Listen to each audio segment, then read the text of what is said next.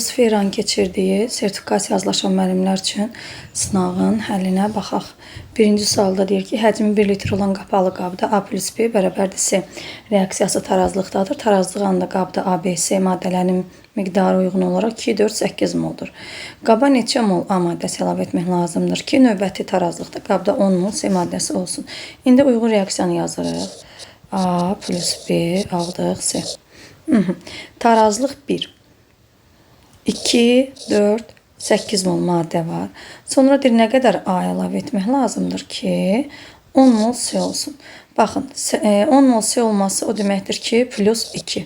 Deməli, C 2 qədər artırsa, A və B 2 qədər azalmalıdır. Yəni, 4-dən 2, 2.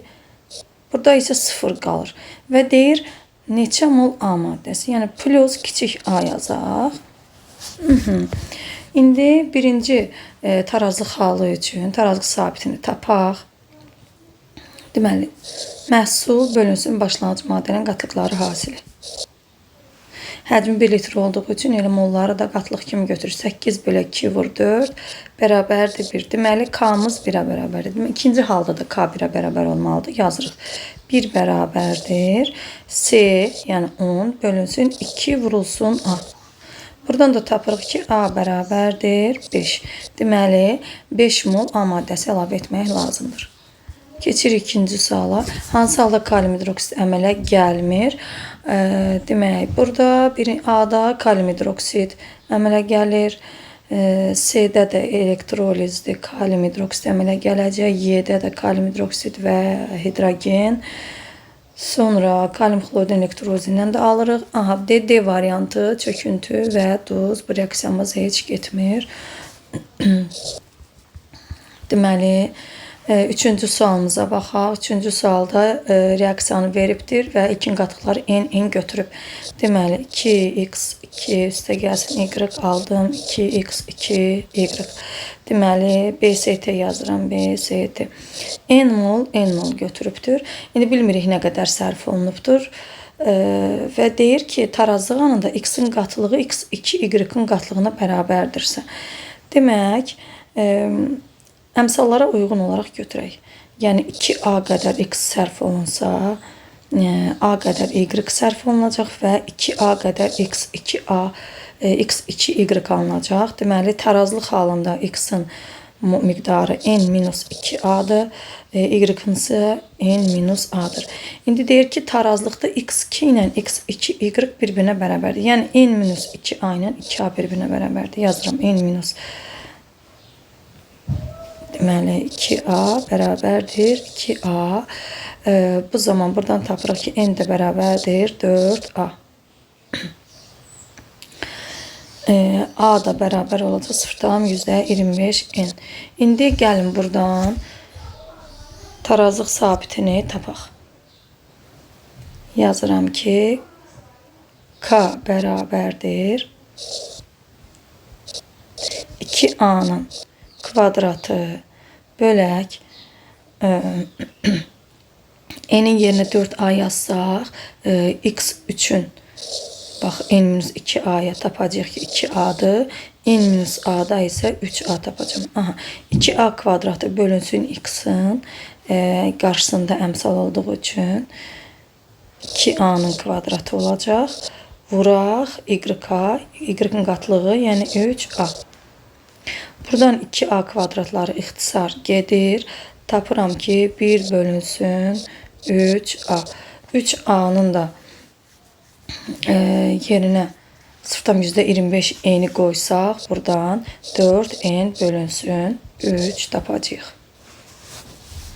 Doğru cavabımız A cavab olacaq. A variantı. Deməli, bu neçənci sualdır?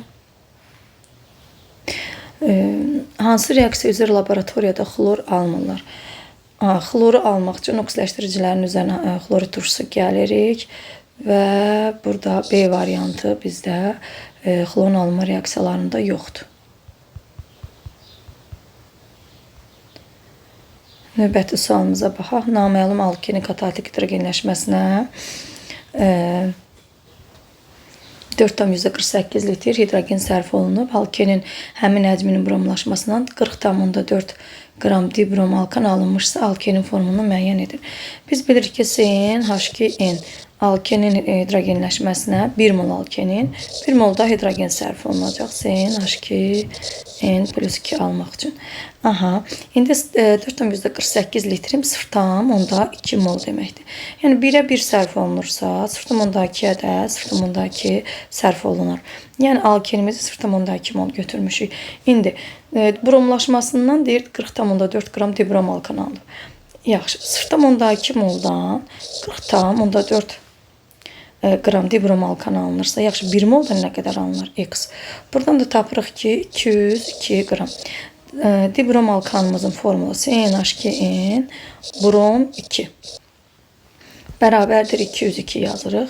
Buradan da 14n plus demək 160 bərabərdir 202 qeyd edək. N'imiz də bərabərdir. N də bərabərdir 3. Aha, N'ni 3 tapdıq, deməli propen imiş. C3H6 olacaq doğru cavabımız. Gələk növbəti suala. 6-cı sualda deyir ki, XNY3 M dozunun 9,4 qramı tamamilə dissosiasiyaya uğrayanda 0,5 mol X və 0,1 mol Y3 ionları əmələ gəlir. Yazaq dediyini, deməli X-imiz 0,05, Y3-ümüz isə 0,1 molda və qram eləyir 9,4. İndi biz bu kəsirlərdən azad olmaq üçün ən uyğun rəqəm neçə ola bilər? Yəni öncə 10-a vurub, sonra 2-yə vuruq və yaxud da birbaşa elə 20-yə vursaq, vuraq 20, deməli bu vergüllərdən azad olacaq. X-ımız eləyəcək 1, Y3 isə eləyəcək 2. Deməli kütləmizi də 20-yə vurmalıyıq da. Bu zaman 9,4-ü də 20-yə vuranda eləyir 188. Doğru cavabımız olacaq C. Hansı tənlikdə reaksiya məhsulları düzgün göstərilməmişdir? Burada bizim doğru cavabımız demək, birinci doğrudur, ikinci səhvdir. Natrium karbonat, karban qazı və su alınmalıydı. Deməli, elə bu B variantı səhv variantdır. Birləşməni beynəlxalq nomenklaturaya görə adlandırın. Gigaterapiyada hara yaxındısa orada nömrələməni başlasaq. 1, 2, 3, 4, 5, 6. İndi ya yuxarı ya aşağı ikisi də metildir, fərqi yoxdur. Yazdım aşağıya. Deməli, bu heptendir. İndi radikallara baxıram. Kiçikdən böyüyə adlandırmaya başlayıram. Öncə metilləri işarəliyim. 3-cü və 6-cı karbondadır metillər. Yazıram ki, 3, 6 dimetil. Daha sonra etilin adını qeyd edirəm. 2 etil, hepten 1. Gigaterapiyada birinci karbondan başlayır. Deməli, C variantı doğru cavabımız olacaq. Hansı reaksiyanın məhsulu qlikon turşusudur? Demək, glikozanın hidrogenləşməsi reduksiyası burada sorbit 6 atomlu spirt alacağıq. Süd turşusuna qıcqırır. Artıq görünür ki, süd turşusu alırıq. Burada glikon turşusu yox. Formaldehid kalsium hidroksidlə bu Butlerov reaksiyasıdır, glikozun alınması. D variantında oksiləşmə reaksiyasıdır. Elə buradan aldehidlər oksiləşdikdə turşuya çevrilir, glikon turşusuna çevriləcək. Sonuncu reaksiyamız isə yağ turşusuna çevrilir. Artıq görünür ki, yağ turşusu alacaq. Deməli, D variantı bizə uyğun variantdır. Hansı ifadələr əsaslar üçün doğrudur? Deməli, bütün əsaslar suda yaxşı həll olurlar. Xeyr, bu doğru deyil. Suda həll olan əsaslar qələvilər adlanır. Doğrudur. Suda həll olan əsaslar lakmusun rəngini dəyişir. Bəli, həll olan əsaslar lakmusa təsir edir. Bütün əsaslar qızdırıldıqda parçalanır. Xeyr, natri karbonat, kali karbonat parçalanmır. Demək, 2 və 3 doğru cavabımız B variantı olacaq. Gələk növbəti sualımıza. Hansı birləşmədən suyun ümumi codluğunu aradan qaldırmaq üçün istifadə olunur? Demək, suyun ümumi codluğu üçün biz soda üsulundan istifadə edirik. Natrium karbonat. Növbəti sualda demək 17,2 qram aldehidin oksidaşməsindən 20,4 qram doymuş bir əsaslı karbon turşusu alınır. Aldehidimi yazıram CnH2nO. Aldıq karbon turşusunu CnH2nO2. Demək, birinə götürmüş 17,2, digərinə 20,4. Turşu molekulunda bir dənə də asimetrik karbon atomu var. İndi baxırıq, aldehid turşuya çevriləndə artım nə qədərdir? Görürük, oksigen sayı kütləsi qədər artım olur da, yəni plus 16. Amma bizim verilən rəqəmlərdə isə 17,2, 20,4. Çıxanda bizə verəcək 3,2. Yazaq ki, demək, 3,2 olanda turşumuzun nisbi molekul kütləsi, daha doğrusu kütləsi 20,4-dürsə, 16 olsa nə qədər olar? X. Və buradan M-yerini tapırıq turşunun 102. 102-ni tapandan sonra artıq deməli yazaq ki 14N plus 32 bərabərdir 102. N'imiz də buradan 5-ə bərabər olacaq. Deməli 5 dənə karbon atomu saxlayır həmin turşu tərkibində. Bir asimetrik karbon atomu var deyir. Asimetrik karbon atomunu yazaq. Deməli karbon radikallarımızı birləşdirək. Bu olsun hidrogen. Bu olsun CH3 metil qrupu. Bu da olsun C2H5 etil qrupu və karboksil COOH. Yazdım. Bax, asimetrik karbon atomu bu karbon atomudur. İndi bunu beynəlxalq nomenklatura ilə adlandırmamızı istəyir. Başlayırıq nömrələməyə. 1, 2, burada 2 karbon var. Deməli 3, 4-ü də üstündə qeyd edirəm. Aha. Deməli bir dənə ikinci karbon atomla metil qrupu birləşir. Deməli 2 metil 4 karbon atomu var turşunun, butan turşusu. 2 metil butan turşusu olacaq. C variantı doğru cavabımız.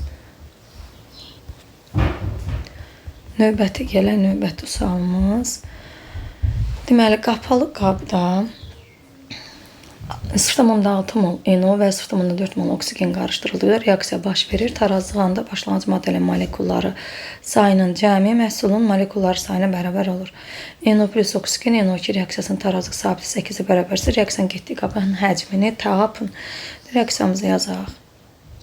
2 mol NO plus oksigen aldım 2 NO2. BST-ni qeyd edirəm. 0,6, 0,4. Hesab elə əmsallara uyğun 2A qədər NO sərf olunur. Onda A qədər oksigen və 2A qədər də NO2 alacağıq və tarazlıq NO-nun və oksigenin 0,6 çıxsın 2A və 0,4 çıxsın A şəklində olacaq. İndi bir də baxın məsələn şərtinə. Başlanğıc maddələrin molekulları sayının cəmi NO2-yə bərabər. Deməli, başlanğıc maddəmiz bunlar bərabərdir 2A-ya. Bu hissəni həll etsək, tapırıq ki, deməli, 1 minus 3A bərabərdir 2A. A da bərabərdir 0,2. Gətirib A-nı yerinə yazsam. Deməli, NO-nun tarazlıq qatlığını alacağım 0,2. Sonra oksigenin tarazlıq qatlığını alacağım 0,2. NO2 isə eləyəcək 0,4.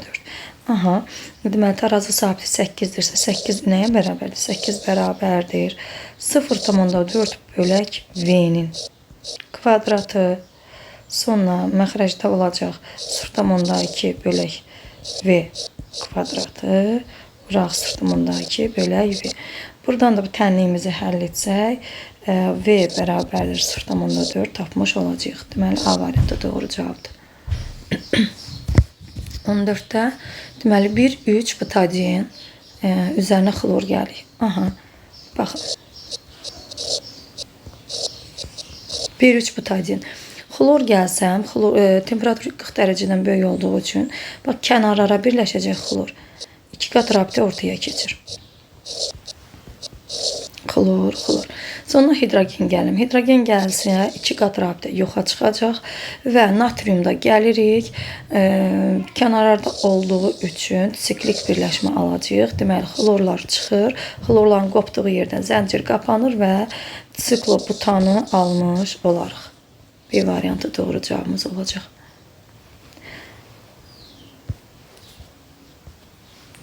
Deməli 15-də kalsium xloridin suda məhlul elektrozinin anodda 33,6 litr xlor ayrılmışdır. Katodda ayrılan maddənin kütləsini müəyyən edin. Yazaq. Kalsium xlorid elektroliza uğradı. Deməli kalsium bizə əvəzinə hidrogen verəcək. Xlorun özü çıxacaq. Xlor və yerdə bizdə nə qalır? Deməli hidrogen sudan getdi, xlor buradan qaldı. Kalsium hidroksid. Kalsium OH2. Aha, bunu almış olduq. İndi əmsallaşdıraq. Bura 2 açsaq bəs edir. Aha. Demək görürük ki 22,4 litr xlor ayrılanda 2 qram hidrogen alınır. Bəs yaxşı 33,6 litr xlor ayrılsa nə qədər hidrogen? X. Buradan da X-i 3 tapmış oluruq. Deməli 3 qram hidrogen katodda ayrılacaq. Hansı duzun termiki parçalaması zamanı həm turşu oksidi, həm də əsasi oksid alınır. Deməli, mis-2 nitrat parçalananda mis-2 oksid, NO2 və oksigen alınır. Argentium nitrat parçalananda argentium, NO2 və oksigen. Natrium nitrat isə natrium nitrit və oksigen verir. Deməli, görürük ki, bir dənə bax, yəni birinci variantda, mis-2 nitratda həm turşu, həm də əsas oksid əmələ gəlir. Yalnız bir də bizdə D variantı eləyir. 17-yə baxaq. Hansı maddə oksidləşdikdə turşu reduksiya olunduqda birlik spirt alınır? Deməli, oksidləşdikdə turşu verən, reduksiya olunduqda spirt verən bizdə aldehiddir. Aldehid də al sonluğu olmalıdır. Etanal.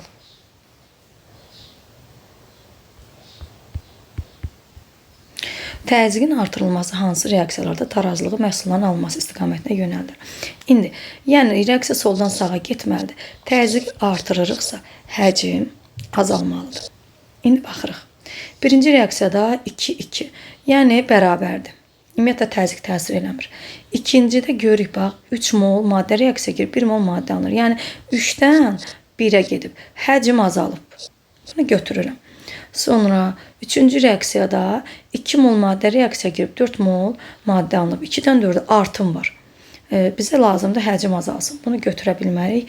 Dördüncü reaksiyada 3 mol maddə reaksiya girib 2 mol maddə əmələ gəlir. Yəni 3-dən 2-yə azalıb. Bu deməkdir ki, həcm azalıb, bunu götürəcəyik. Yəni 2-4 olacaq Y variantı. Baxaq növbəti sualımıza. Hansı ifadələr doğrudur? Zülallar əsasən beta amin turşulardan əmələ gəlir. Yox, alfa. Zülallar qatı nitrat turşusu ilə sarı rəng əmələ gətirir. Bu doğrudur. Təyini reaksiyalarındadır. Zülallarda peptid rabitəsi var. NH-CO rabitəsi, bəli, bu da doğrudur. 2-3 B variantı doğru olacaq. Baxaq növbəti sualımıza. Demək, doymuş spirt veribdir. Spirtin mol miqdarı 0,1 moldur. Natriumla reaksiyasından ayrılan hidrogenin mol miqdarı 0,1-dir. Yəni spirtlər natrium 1 mol birləşəndə 0,5 mol hidrogen ayırır. Deməli, 1 mol hidrogen ayırıbsa, deməli 2 dənə OH qrupu var. 2 dənə OH var ki, həmin o OH-da hidrogen çıxır, əvəzlə natrium birləşir. Ona görə də əvəz olunur. Demək, 2 atomlu spirt olduğunu görürük. İndi reaksiyadan alınan natrium alkoqolyatın kütləsi 13,4-dür. Yazım ki, formulu 2 atomlu spirtlər üçün nə yazacağıq? Deməli, CN, H2N, O2, natrium 2. Bu formada yaza bilərik. Bərabərdir. Deməli, 0,1-dən 13,4, 1 moldan da 134 qram alınır da. 134. Burada yazırıq 14N plus 32 plus 46 bərabərdir 134. N'imiz də bərabərdir 4-ə. Deməli, bizim formulumuz həmin 2 atomlu spirtin C4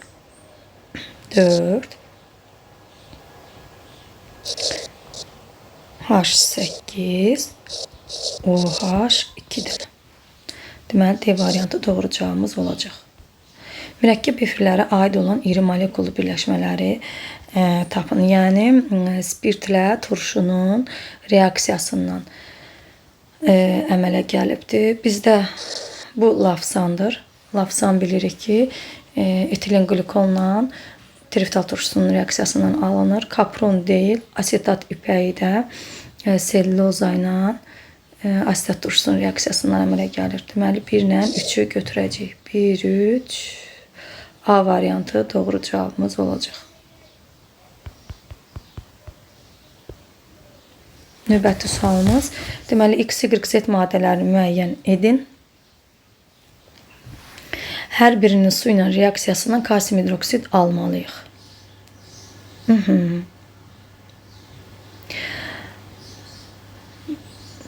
Demək, bir də baxın.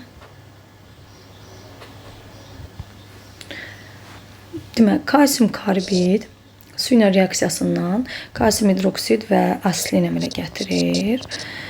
Kalsium hidrid də su ilə reaksiyasından kalsium hidroksid və demək, hidrogen əmələ gətirir. Sonra kalsiumun özü də su ilə reaksiyasından kalsium hidroksid və yenə hidrogen əmələ gətirir. Elə A variantı bizə uyğun variant olacaq. Deməli, 23-cü suala baxırıq. Duz götürübdür 0,2 molar 150 ml. Bu bizdə eləyəcək 0,2-ni vururuq 0,15-ə. Bu eləyəcək 0,3 mol. Sonra 0,2-də 0,3-ə vururuq. Eləyəcək 0,9 mol. İndi bunlar bir-birinə ixtisar etsək, görürük ki, 1-in 3-ə nisbətində götürülüb. 1-in 3-ə nisbətində götürülmək nə deməkdir? Deməli, bu metalın valenti 3-dür ki, belə yazaq da, metal, xlor, 3. Üstə gəlsin, argentium, nitrat. Bu metal, NO3, 3. Üstə gəlsin, argentium, xlorid. Bu çökür. Demək, xlorun 3-ünü yazıram bunun qarşısına. NO3-ün indeksi 3-dür, argentium qarşısına 3. Görürükmü ki, deməli, 1-in 3-ə nisbətində götürmək o deməkdir ki, deməli, 3 mol argentium nitrat götürmək o deməkdir ki, metalın valenti 3 imiş. Valenti 3 isə oksidaşma dərəcəsi metal olduğu üçün müsbət 3 olacaq. Deməli, A variantı doğru cavabdır. Baxaq 24-ə. Deməli, müəyyən temperaturda 550 qram doymuş məhlulda 50 qram duz olarsa, həmin temperaturdakı həll olma əmsalını hesablayırıq. 550-nin içində 50 qram duz varsa, 500 qram su var. Deməli, həll olma əmsalı K həll olma bərabərdir. Maddə bölünsün su, yəni 50 bölünsün 500, vurulsun 1000. Bu da bizə verəcək, deməli, 100. Deməli, həll olma əmsalı 100 imiş. 25-ci suala baxaq. Miski nitrat kalium hidroksidin reaksiyasından X alınıb, sonra formaldehid. Bu reaksiyalar gəlin sırayla yazaq. Mis2 nitrat. Kalium hidroksid gəlsəm, buradan X-ımı tapacağım ki, misk hidroksiddir. Sonra qarışqa aldehidi gəlirik. Qarışqa aldehidi də gələndə oksidaşma reaksiyası gedəcək. Buradan alırıq qarışqa turşusu HCOOH. Sonra mis2 hidroksidlə təsir edirik. Yəni oksidaşma olur yenə.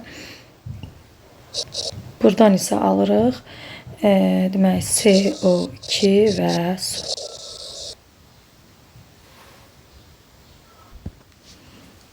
Digər məhsul da burada verib.